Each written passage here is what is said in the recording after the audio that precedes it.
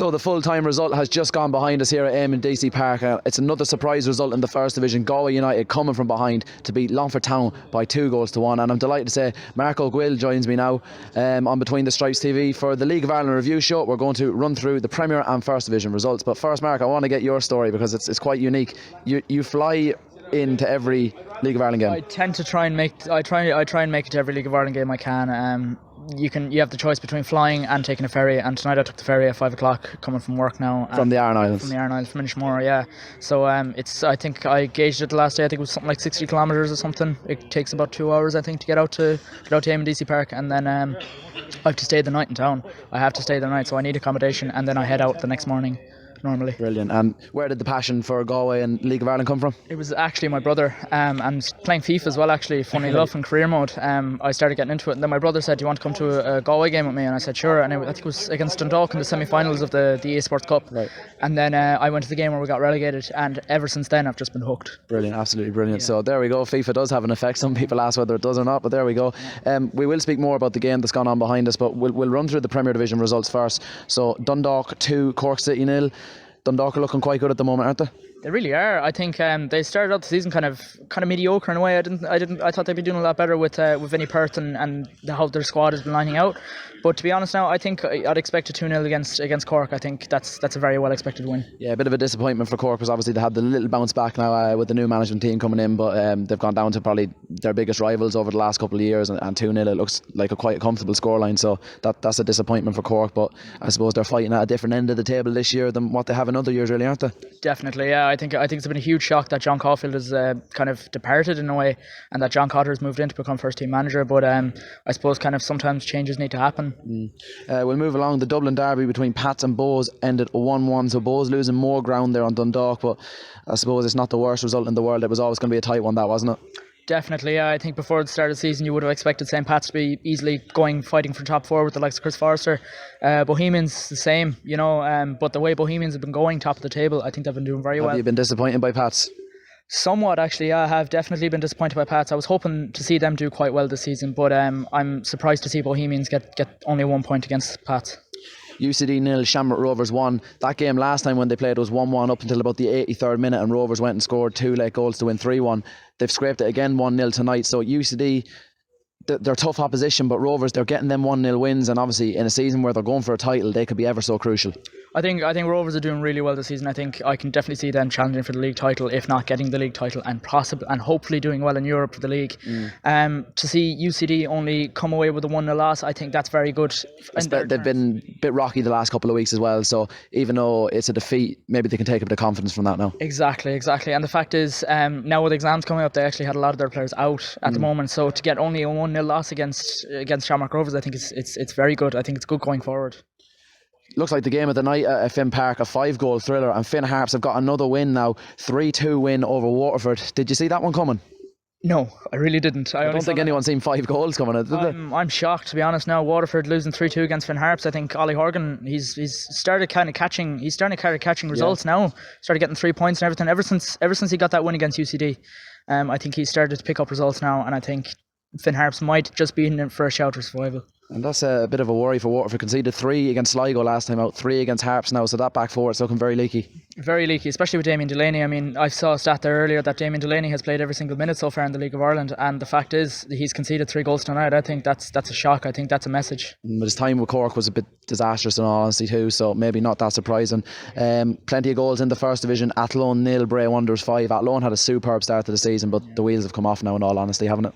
Yeah, I suppose you're right. I mean, in comparison to last season, they've done monumentous efforts to change what happened last season, and to get to lose 5-0 to Bray is huge. But as well, at the same time, the First Division is just so unpredictable tonight, as you can see tonight in tonight's result. It's mental. Wexford 1, Shells 2. Again, Wexford making it difficult for one of the bigger sides. Shells, they're grinding out results at the minute, but they're the team that everybody expects to go and win this league. So a bit early to say that's the sign of champions, but. Yeah, no, to be fair now, saying Wexford put it up to Shelburne now is a bit of a shock now. Shelburne have been quite good this season. I mean, we saw them play First game of the season, they beat it 3-2. Unbelievable game.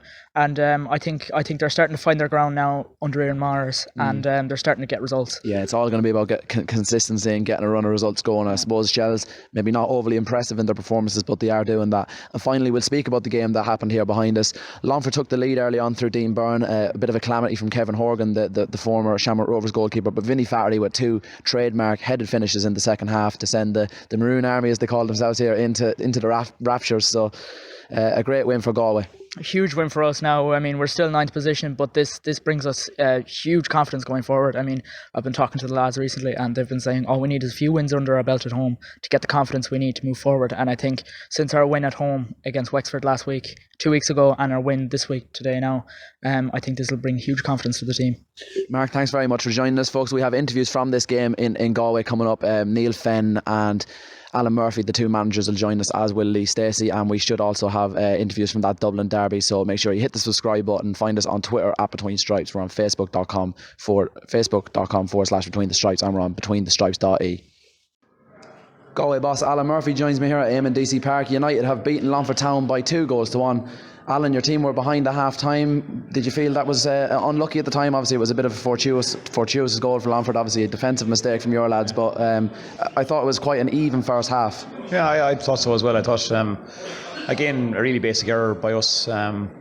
We've been tending to do that though, with the young bunch of players that we have, and we've imploded a little bit like that, given a 1-goal lead to a lot of teams. I mean, giving a 1-goal lead to this Longford side is you nearly don't come back from that.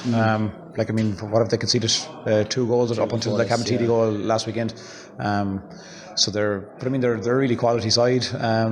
But no, I'm really proud of my guys tonight. I thought in the kind of the second half of the first half, last 20 minutes, I thought we gave as good as we got. I thought second half, I thought our intensity went up again in the second half, and look, I had a really committed group of players that wanted it, and I think they got their little bit of luck tonight that we haven't been getting in a lot of games, and we won't get carried away. We've Bray again on Monday, and that's where we're at. Yeah. We'll speak about that game in a second, but obviously from an attacking sense, you're delighted with your team's creativity tonight and getting those 2 goals. But from a defensive point of view and pressurising the opposition, I thought Galway stopped Longford playing quite a bit tonight. Yeah, I mean that Longford side is very difficult to stop, like, because there's technical ability everywhere. But yeah, I agree in terms of first spells. I thought we got our pressure good. I thought we got our cover with that pressure, and I thought we limited them to space, and we really looked compact at times. But I mean, as I say, that the Longford side, anyone that finishes above Longford this year will win this division, like, because I don't expect them to lose many games. And just from a point of view on your goalkeeper, obviously maybe liable for the first goal, maybe he'll blame his defender, I don't know, you'd have to speak to him, but to bounce the back way he did, he made some very, very good saves in that second half. Absolutely. I thought it was a late call from Kev for the first goal. I think it was keepers just as the ball was on Morris's head, but Kevin's been fantastic for us, fantastic since he's come back after the injury. He's a Galway guy through and through. He's a really experienced player for me, for such a young player, and I mean you only just need to see that guy in action during the week. He's such a really, really committed professional, and for such a young guy, he brings the dressing room alive in terms of that. I suppose that real desire and ambition that's in there, and I mean it's baby steps, because we're very inexperienced. We have some experience as well, but we're happy tonight, and we'll analyse the good stuff and the bad stuff and take some from it. Yeah. 2 beautiful headed goals from Vinny Flaherty. Look, tell us about him. It must be a great bonus to have him in the side. Yeah, I mean, and he's missed another one as well. The keeper made a good save. I mean, Vinny's just like that. He's a soldier for me on the pitch in terms of he's not that younger than me. Like, I mean, so therefore he knows what I want. He knows the work that myself and my staff put in week in, day out, and he's a great guy to have around the place. But I mean, we're lucky to have a sprinkling of experience, but they're really, really good experienced guys, and I suppose that's really what the project that I've been doing is. It's all about. It's a really, really low budget, but it's analysing, and it's identifying those really, really good guys to lead players and to be experienced, not bringing in 4 or 5 guys, giving them money and letting them poison the place at times. So that won't happen again, and these guys are great guys. Bray on Monday. I'm not sure if you want to look at live score or not. They've put 5 past that loan tonight, but Lovely. Look, how are you feeling ahead of that one? You're obviously feeling great at the moment after that result. Good, but I mean, we're in the morning. We'll and the work will start straight away with Bray. Bray are, I mean, really quality side as well. Dylan McGlade from Longford last year, obviously one of the key players in the division, and don't know what he scored tonight, but I mean he was decent against us here in the first game, and Bray, look, it'll be a really tough ask for us away from home against Bray, who are on the what was it, 5 you said? So if it was 5, I mean maybe they've spent all the bullets. So I don't know. Final point. I was slightly disappointed when I turned up because this is such a wonderful ground, and I thought the crowd might be bigger. It was a nice evening, but when those 2 goals went in, we seen the very best of the Galway support. It was a wonderful atmosphere, great noise, and after the game, great scenes with fans on the pitch there and getting photos with the players, etc. I'm sure you're looking for more of that backing now as the season goes on. Yeah, I am. I mean, but we've been in terms of results, we've been under par, we've been below par. So I mean, it's difficult to get fans here. In terms of performances, we've been spot on though. I mean, you see the first goal we can see tonight. That's what we've done all season. I mean, do I think that could happen again? No, I don't. But something else could happen again. So it's fixing one thing and moving on each week. So, but it's a great experience for Kevin and for Morris that they wouldn't have got that experience, and we've won the game, and they'll be better because of it. So it's all good. It's all good, yeah. Alan, congratulations on a great result, and thanks for talking to us. Cheers. Longford Town boss Neil Fenn joins me here at Eamon DC Park. Longford Town have gone down 2-1 on the road to Galway United. Neil, disappointing result and performance tonight? Yeah, very disappointing. Probably didn't deserve to go in leading at the break. I thought the first 20 minutes we did okay. Moved the ball quite well, kept possession well. Obviously went 1-0 up with a defensive mix-up. They kind of got back into it a little bit in the second half of the first half, and then in the second half we just didn't deal with. They come at us, we kept losing the ball, and ultimately give the ball away too much and got punished for it. Yeah, first half it was quite an even game. Obviously you mentioned it was a defensive calamity really for the opening goal, but I suppose you have to give credit to Dean Byrne for making up that ground and forcing the mistake. And some people would say Longford probably did deserve just maybe on the balance play to be ahead, but second half really just didn't come out at all really. No, I agree. The first half probably we did okay, not great but okay. In the second half they come out firing, and the boys have got to realise that when you're top of the league, you're there to be shot at, and it's not easy. And people are going to pressure. If you've kind of had a lot of possession in the first half, then the team talk in the opposition changing room is going to be, let's go and press them. The boys have got to realise that they can't keep playing, they can't keep losing the ball, giving away bad possession. It happened last week against Cabo. We gave the ball away on the halfway line. It's happened tonight twice, giving the ball away in bad areas, and we got punished for it. Yeah, it's probably a good point you make there about being top of the league, and obviously teams then it's a big game for them, especially with all due respects to Galway. They haven't had a great season. They're quite low down in the table at the moment, and you could see what it meant to them to win that game late on. So again, maybe is it a thing of mentality? Your players just have to, when they're up against it like that, they've had the lead, they go 1-1, that they just maybe have to dig in for 10 or 15 minutes, try and steady the ship, as you say, keep the ball, not give it away, and play from there. I think so, but telling someone not to give the ball away and them not giving the ball away are two different things. We told them at half time, don't give the ball away. If you keep giving the ball away, which we did a little bit in the first half, you'll get caught on a break. I don't know how many times I've got to tell them. I tell them it all the time, and we can say it till we're blue in the face, but we need to stop giving the ball away. And was it disappointing as well? We all know what Vinny Flaherty can do. The 2 goals he scored, I'd probably describe them as trademark Vinny Flaherty finishes. He was given a lot of space in the area, wasn't he? Yeah, I think when you're kind of on the attack and you do lose the ball in transition, you are going to be, your defence is going to be a little bit wide open. But that's the way we play. We're kind of trusting the boys to the midfielders and the forwards. We're trusting them that they can take the ball under pressure and deep in possession. Otherwise, I said to him in there, if you want to go back, we'll just play 2 banks of 4, hit it long and just support them. We'll do that. If that's what you feel more comfortable doing, we'll do that.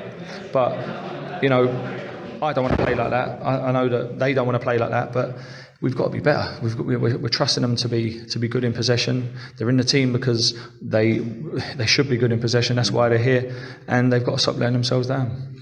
It's 2 defeats on the bounce now, and when I was previewing this game all week, the one thing I kept saying was that whenever Longford have had a bad result or a bad performance under Neil Fenn, there's always been a bounce back. Just didn't get that tonight. Why do you think that was? I don't know. I don't know. It's I wouldn't say it was, it looked to me exactly the same kind of game as last week. We're making our own mistakes. We're putting ourselves in trouble. Training is the same as what it's always been. There's no difference there. We're doing things the same. We're preparing the same pre-match, same everything else. So I don't know. It must just be a mentality thing. Where maybe we're smelling ourselves a little bit because we were top. I promise I will move on to more positive stuff in a moment, but just a final point on tonight's game.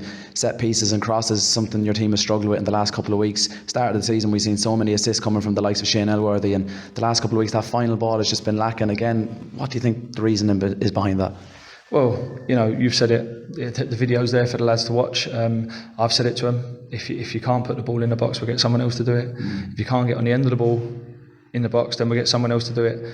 The lads are not in the team when they come and play. They've got to do it. You can practice it all you want. You can do whatever you want. You can train all you want for it. If it comes to a match day and they can't do it, or they don't have the desire to do it, then they're probably in the wrong place.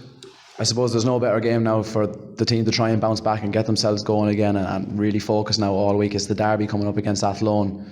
A huge game, big chance to bounce back now. Yeah, it is a big chance to bounce back, but this was a big chance to bounce back. It was a chance for some of the lads who haven't been playing or whatever to show us what they've got. It was a chance to come to Galway on a good pitch and a good crowd against a team that you would expect us to beat because they're near the bottom, and they didn't do it. So, as much as we can say it's a big game, it's a derby next week, let's get ourselves up for it. It's all talk at the moment. Unless they start producing it, then that's what it's going to be, all talk. I'm not sure if you've seen the results tonight, but Athlone took a very, very heavy beating tonight. So again, they're probably coming into that game as well, a bit under the weather, let's say. So there's a big chance again. I know we've just spoken about it, but this really is a big chance for Longford to bounce back, isn't it? Listen, it doesn't matter what any results previously have been. It's how you perform on a day. We're in League of Ireland First Division. There's not much difference between the players in all the teams. There's no superstars in the league. There's no players earning obscene amounts of money. We're all around about the same level. So it depends on whether we can play well and they can play bad, or they can play well. It all depends how it goes on the day. We can do what we can. We can set them up how we think we're going to win the game. But ultimately, it comes down to how much or what they can do on the day, how they can what they can produce on the day. And that's a couple of weeks now in a row we haven't done it. Probably more than that. We've probably been lucky a couple of times to nick a result. And look, finally, the team has received great support all season, and again tonight, even after that disappointing result, the players straight over to the fans, and the fans showing their appreciation. So 2 defeats, but it's been a great start to the season. Longford had a new record to start their season with that unbeaten run. So I'm sure you're looking for the fans to come out in force next week, stay behind the team, and back them all the way. Yeah, they've been brilliant for us. We probably don't deserve it at the moment. The amount of the fans that have come out and the positive attitude towards us from them after a couple of shaky performances probably is a bit unexpected, because they've been great. They're, like you say, they've been clapping us a day probably when we didn't deserve to be clapped at all. So we just got to hope that we can produce next week. We'll work hard again and hopefully get a decent crowd against another good team and another dangerous team. Thanks, Neil. Longford Town goalkeeper Lee Stacey joins me here at Eamon DC Park. Longford have gone down 2-1 to Galway United after having a first half lead. Lee, with that in mind, must be very disappointing to have the lead at half time and then go behind 2-1 in the end. Yeah, definitely. We were gifted a goal, to be fair, but I thought we'd done all right in the first half of phases. Actually played some decent football, but said to ourselves, right, we'll take the lead and try and go out and keep the ball as much as we can. Don't give it away, and see where that can take us for the second half. But unfortunately, a couple of bad mistakes has cost us in the end. Yeah, I've just spoken to Neil Fenn there, and that's something he certainly mentioned a lot, was the fact the team didn't keep the ball very well in the second half. Would you agree that had a big play in the result? Yeah, 100%. I think for the last 4 or 5 weeks, maybe more, we haven't been keeping the ball as well. Like, all we have to do is pass the ball 2 touches, 3 touches max, give the simple pass, make the team work, and then find gaps. There's no need for a Hollywood pass, just trying to do diags. So I think we have to strip it back, go back to basics, and look at what worked well for us at the start of the season and try to get back to that. Big game next week against Athlone, the derby. Obviously the players very dejected. You could see that at the full-time whistle. Big chance to bounce back, isn't it? Yeah, I think a lot of the boys, including myself, are very disappointed with that. You know, I take defeats and conceding goals very personally, so I'm not happy at all. But it's gone now, so all we can do is work hard and try to rectify it next week. I don't think you can get more motivated for a game. Big derby at home, especially considering the away leg was a very tough game. So I think boys will bounce back, and hopefully we can get running to where we were before. And just from a personal point of view, you made some very good saves tonight at a time where Longford were on the rocks, and I suppose you have to be pleased with that. But as you said there, to concede 2 goals in the manner you did, Vinny Flaherty, we all know what he can do in the box. It was 2 trademark Vinny Flaherty finishes. He had an awful lot of space from your defenders in front. I'd imagine you're quite disappointed by that. Yeah, like you look at it before tonight, we only conceded 3 all season. Now 2 in one game. It's especially with Galway, no disrespect to them, but they are down the bottom of the table. So I'm fuming over it. Like I think we just got caught out. We were countered and we just couldn't get in. And to be fair, I thought Finney's first one was a great header, but second one, I think another night might save it. This is a new test now for Longford, isn't it? You had a fantastic start to the season, new club record when you went on that unbeaten run. 2 unexpected defeats now on the bounce, and as I said, this derby coming up next week. This is a real test of character, isn't it?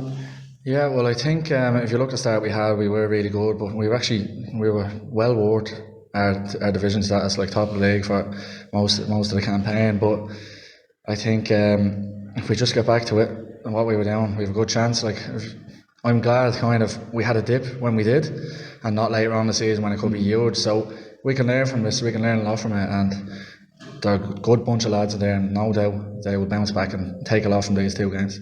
Thanks, Lee. Tonight we're joined by St. Pat's manager Harry Kenny following their 1-1 draw against Bohemians at Richmond Park tonight. Harry, to a neutral this might have seemed an even, enjoyable game, but given that you led going into the last quarter, you must be disappointed. Yeah, very disappointed to concede an equaliser in what was about 10 minutes ago. Really disappointed about that. Disappointed the way the free was conceded as well, with the ball hitting the referee and breaking for them.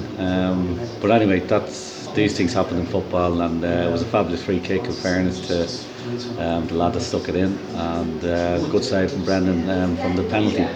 So there was plenty of incidents in the game, there was plenty of action around the goal areas, but a little bit disappointed. I felt there was 2 points left there tonight. Even though Bohemians didn't take full advantage of the penalty, would you still feel that decisions didn't go your way, especially when Kieran Kelly had a goal disallowed after a collision between Mickey Drennan and James Talbot? Yeah, very disappointed. As I said earlier, I'd like to see that one again, a little bit far away to make a clear judgment on it, but from where I was standing, it looked as if he got up over the keeper, and looked a goal well enough, but wasn't to be. We didn't get a whole pile of decisions tonight, which was a little bit disappointing, but we move on to Tuesday. It was clear at the start of the second half, the first 20-25 minutes, that goal from Darren Markey just before half time seemed to inflect a good bit of confidence in your side, and you kind of dominated the game. Do you think you missed the opportunity to put the game to bed there with your domination? Yeah, probably, yeah. We didn't create a lot of clear-cut chances, but we created half chances tonight. I was very pleased with the effort and commitment and the work rate from the lads tonight. It was a very even game, really. I felt, they had their spell, we had our spell, and you need to be scored when you have your spell. You need to defend properly when the opposition have their spell, but wasn't to be tonight. We take a point and we'll move on to Derry Tuesday. You were dealt a blow in the half-hour mark, and Conor Clifford had to go off with a hamstring injury. Lee Desmond didn't make the match day 18 either. We knew Dean Clark wasn't going to feature, still trying to come back from injury. The strength of your depth of the squad is going to be tested now over the next couple of weeks. It definitely is, with another midweek game coming up on Tuesday. It's definitely going to be tested. We haven't the biggest squad in the world, but we've plenty of midfield players, which isn't too bad in relation to Conor. Lee did knee ligaments during the week, so he'll be a couple of weeks with that. And Dean Clark has only started back jogging the other day, so we've 3 out for a few weeks at this moment in time, so it will stretch the squad. But we have to get on with it. This is all part of football. We just have to get on with it. It feels like every time we're talking to you, we're looking ahead to a double game week, and it's no different this week. You've got Derry at home here on Tuesday night, and then you're up in the M1 to face Dundalk away at Oriel Park on Friday. Yeah, it's 2 tough fixtures. They're 2 teams that are above us in the league. We got to go up to the champions, as you rightly say, on the Friday, but it'll be a good game against Derry. We played them only last Friday and we're both very familiar with each other, so we'll be looking to try and put one over them on Tuesday and see how that goes. Brendan Clark showed last season he's way able to stick the ball in the back net from the penalty. It's good to see he hasn't forgot the main principles of goalkeeper when it comes to penalties. Yeah, it was a very good save actually. He gets the right way. It wasn't a bad penalty by any means. I would consider it a very good save. I'm not so sure that it was a penalty either. I'd like to see that one back also. The lads at the changing room reckon it wasn't a penalty, so we didn't get a whole pile of luck today considering they got a soft penalty and we had a disallowed goal. But again, I'll stand corrected that Delby. I'd like to see them again. I'm delighted you're joined by Bows manager Keith Longfond. A 1-1 draw with St.Patrick and Richmond Park tonight. Keith, a 1-1 draw after coming from goal behind away from home this league is never a bad result. Yeah, but I'm disappointed that we haven't won the game. I think our overall display deserved 3 points. Did okay in the first half, not quite enough. Disappointed to come in 1-0 down. It's a poor goal to concede. We've coughed up possession in the bad area of the pitch. They take advantage of it and they go forward. And you know, to be fair, Darren Markey, one of the smallest players on the pitch, you know, you don't expect him to finish with a header from that distance. I think James mistimes his jump a little bit. So you know, I thought we were the better side in the first half, marginally. Second half, I don't think there was any debate in terms of who was the team in the ascendancy. We created all the chances. We've missed the penalty. We've scored a fantastic free kick by Danny Mandreo, and you know, we've missed a couple of other opportunities as well. So we're a little bit disappointed to come away with one point instead of 3. Danny Mandrell once again reminds us what a special talent is. That stunning free kick for the equaliser. Yeah, and that's what people will talk about. But you know, Danny has lots to improve. Danny has lots of improvements in his game to come. You know, he's still only a young boy. Fantastic free kick and all as it was.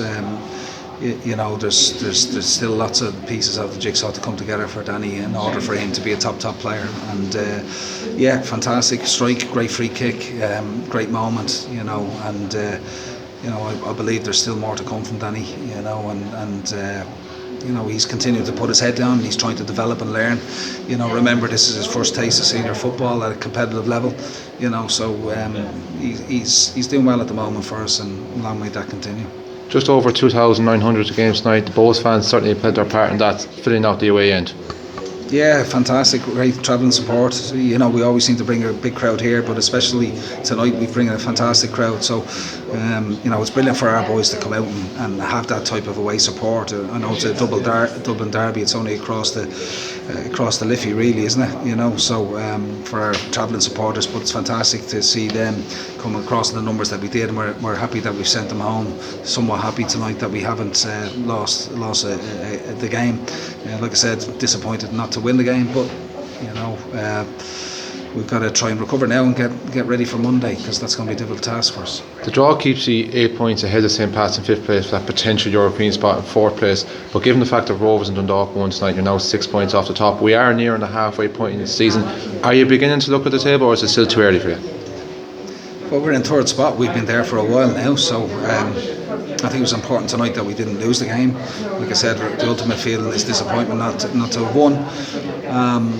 You know, we've maintained the distance between ourselves and Pats tonight. Like you said, we're closing in on the halfway point of the season. So I believe in the group. I believe that there's more to come in this group. I believe that we can realise our potential and get better. You know, got lots of young players. You can see the energy in the team, the pace in the team, and the, you know, athleticism of some of our boys. And you know, we're going to be tested now on Monday. We've got lots of injuries. We've got lots of bodies, a bit niggles in the dressing room tonight. We'll have to see how we are on Monday, because we've started the game without 4 or 5 of our key players tonight. So it's a test of our squad, and it's a test of our endurance levels and our fitness levels. And obviously, hopefully, we can get 1 or 2 boys back that are currently have little niggles at the moment. It's the 3rd time in 5 weeks you face Dundalk once again in Oriel Park, just like you did 5 Mondays ago. Then you're back at home at Dalymount Park next Friday against Tiger Rovers. Yeah, Monday is Dundalk away, so they don't come much tougher than that for us, and that's what we have to try and concentrate on, try and get bodies fit, recovered, and hopefully 1 or 2 of the niggles will be cleared up ahead of Monday.